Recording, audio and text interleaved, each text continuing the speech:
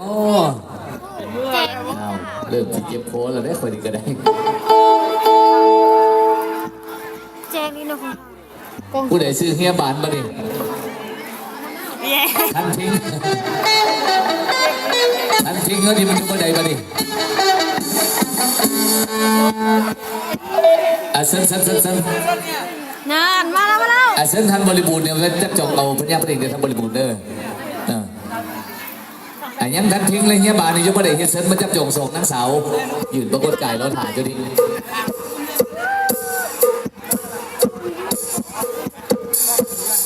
เส้นดู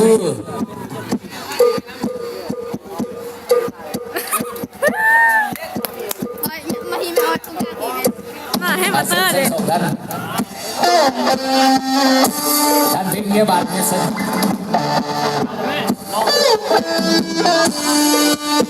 ส่งเละท่านรอบทำบริบูรณ์ดิซึ่งทำบริบูรณ์จับจองพญาพอดีผู้ใดซื้อทันทิ้งแล้วก็เฮียบาทเนี่ยซื้อ1 บาทเนาะอยากไอ้นุ่มกบเดียนไม่ตื่นยัดเลยยังมาเขาจังมันถือคู่กับมันแล้วนี่แมนมาดิถือคู่แล้วมาดิทันทิ้งเฮียบานกับมันแล้วเป็นบ่เมนแล้วบอกเมนแล้วกับเมนซะนะหมอกมาด้วยกันเขามาด้วยไปเสร็จแล้วดิเซ่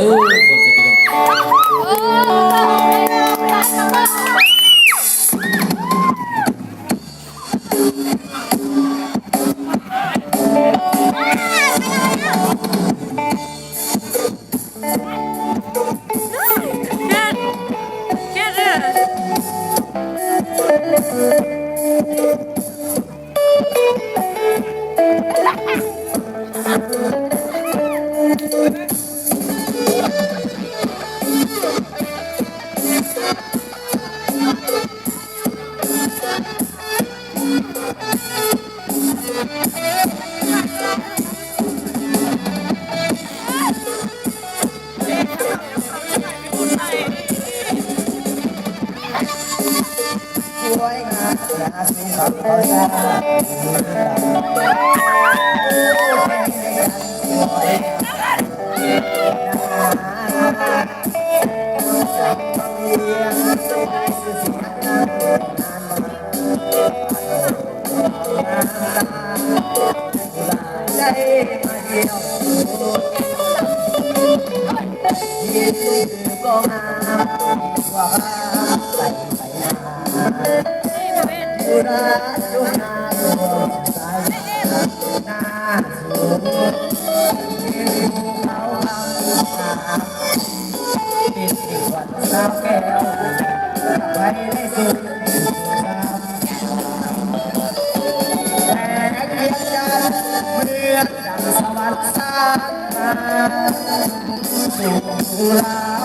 ผู้ใดได้มาที่นั่น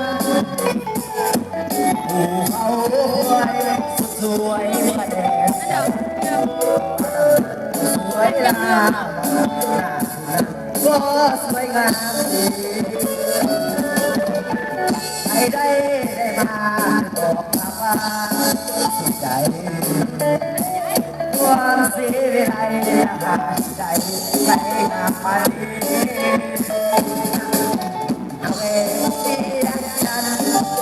ให้กันสัมพันธ์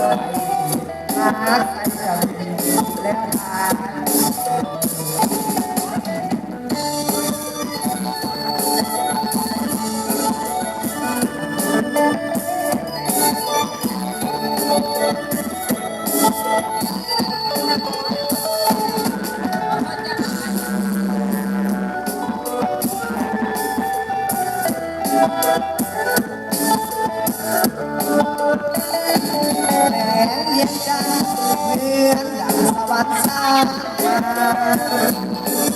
ผู้ลา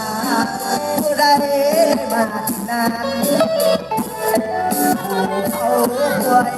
สวยมาแอบกับก็สวยงามก็สวยงามดีไม่ได้มาบอกว่าสุดใจความเสียใจจะหาสิ่งใด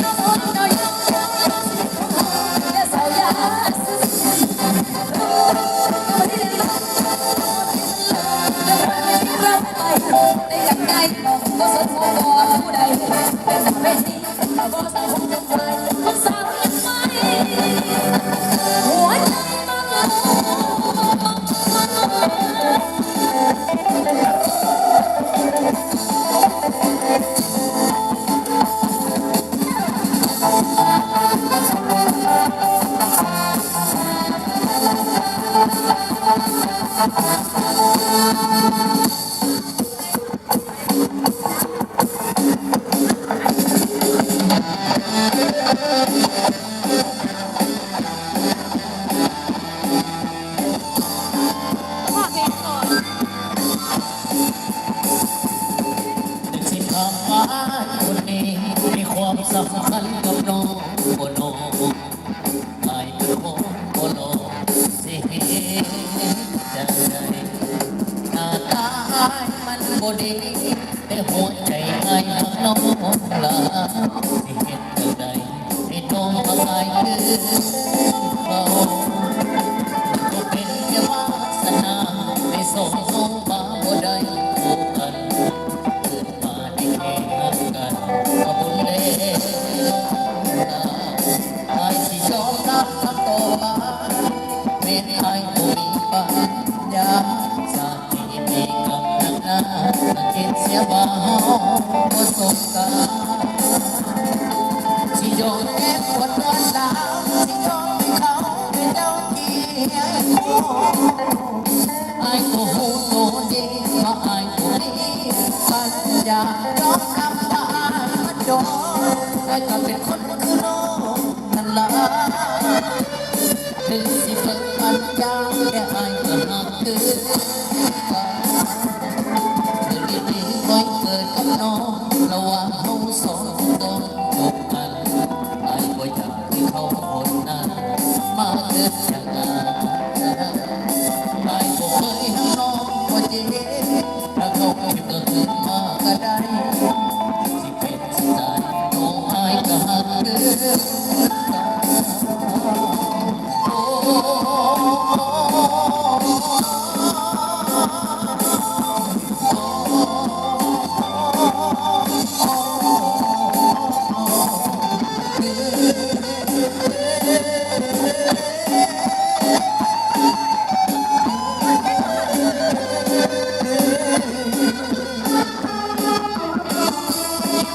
สิโยมแก้มกดลวนลาม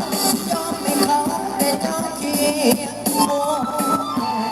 ไอ้ก็หูตัวดีก็ไอ้ก็มี